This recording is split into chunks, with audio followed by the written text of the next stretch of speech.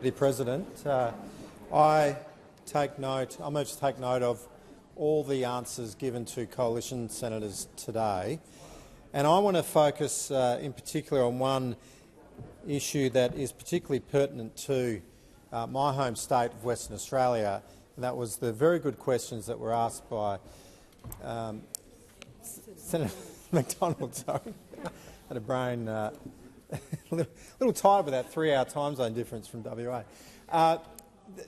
Very good questions about critical minerals, and this is, of course, an important opportunity for my home state of Western Australia, because we, of course, have significant opportunities in developing critical minerals industry in WA, and the opportunity that provides not only to the economy, the people of Western Australia, the enormous jobs that are there, but of course the strategic advantage that this would bring to our whole country, and indeed with our allies, the United States.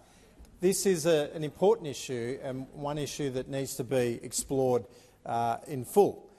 It was terrific to see the agreement with the United States. It's something that the coalition does fully support, and I stand as someone proud of that.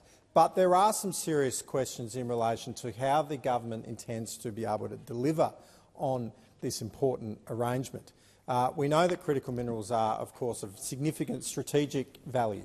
It doesn't carry the sort of economic value that, say, the iron ore industry or the coal industry has for the country, but it has significant strategic value because, of course, we know that critical minerals, rare earths, are involved in our mobile phones, computers, EVs, all sorts of opportunities. The defence industry is absolutely reliant on them, and so it is important that this is got right. But we know that what is really needed here is a streamlining and an improvement in the way that these projects are able to get up and running.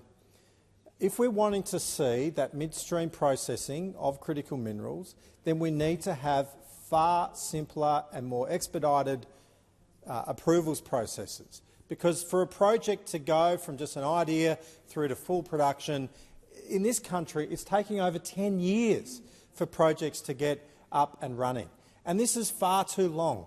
You lose the investment impetus. You lose that interest from investors in seeing these projects developed, and so it is absolutely critical that this government doubles down on streamlining the processes that are necessary. The other thing that's of critical importance to see critical minerals developed in this country is, of course, reducing the cost of energy. Because developing critical minerals and doing that midstream processing requires enormous amount of energy. Now, we have the capacity in this country to be able to do that. We do have significant reserves of natural gas that can be used to power the processing of these critical minerals.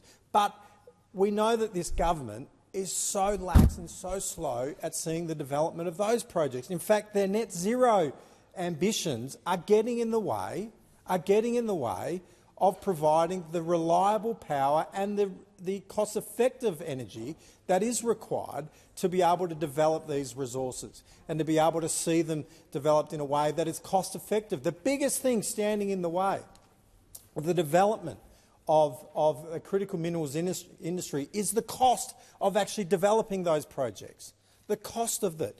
And the government can't just throw a subsidy at these things, because it's a lazy approach to developing these minerals and developing these opportunities. What we need to see is the government double down on its efforts to reduce the cost of doing business in this area in Australia, because it is too prohibitive. It doesn't have the scale like what iron ore does. It doesn't have the scale like what natural development of the oil and gas industry. It doesn't have the scale of coal development in this country. What we need to see is the cost of doing business in these areas reduce. Now, I hope that the government is taking this seriously, because I'm sure that the United States is reliant on this country stepping up and doing what it can.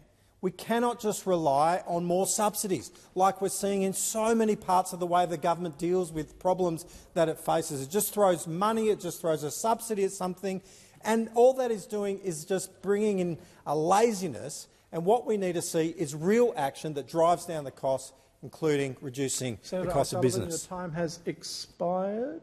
Authorised by Matt O'Sullivan, Liberal Party, Perth.